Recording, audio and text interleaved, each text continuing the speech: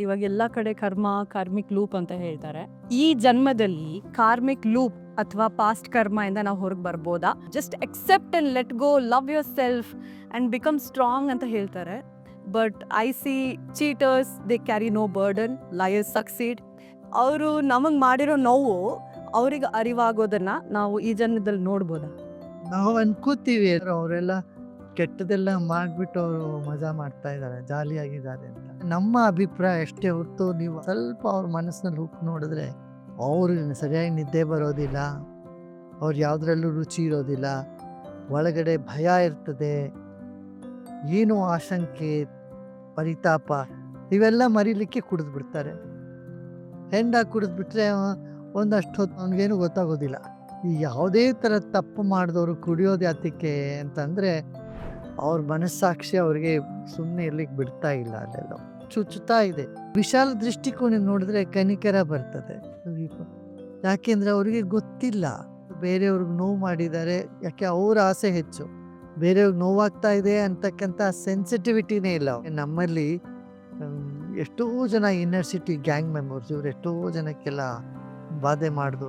ಅವ್ರಿಗೆಲ್ಲ ನಾವು ತರಬೇತಿ ಕೊಟ್ಟಾಗ ಅವರೆಲ್ಲ ಅದೇ ಹೇಳೋದು, ಗುರುದೇವ್ ನಮ್ಮನ್ನು ಯಾವತ್ತಾದ್ರೂ ಭಗವಂತ ಕ್ಷಮಿಸ್ತಾನ. ನಾವು ವಿನ್ ಆಗೋ ಒಂದು ಸೀಲ್ ಯಾವಾಗ ಬರುತ್ತೆ ಗುರುಜಿ? ಎಲ್ಲರೂ ನಮಗೆ ನೋವು ಮಾಡ್ತಾರೆ, ಅವ್ರಿಗೆ ನಮ್ಗೆ ನೋವಾಗಿರೋದು ಅರ್ಥ ಆಗಿದೆ ಅಲ್ವಾ ಅಂತ ನಮಗೆ.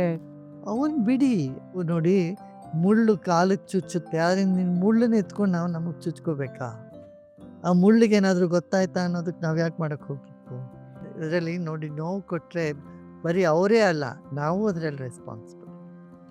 ನಾವೇನು ಮಾಡಿರ್ತೀವಿ, ನಾವು ನಮ್ಮ ಹೃದಯವನ್ನು ಅಥವಾ ನಾವು ನಮ್ಮ ಮನಸ್ಸಿನಿಂದ ಏನೋ ಅವರಿಗೆ ಒಂದು ಬಾಂಧವ್ಯವನ್ನು ಉಂಟು ಮಾಡ್ಕೊತೀವಿ. ನಮ್ಮ ಬಾಂಧವ್ಯದಿಂದ ನಮಗೆ ತೊಂದರೆ ಆಗಿರ್ತದೆ.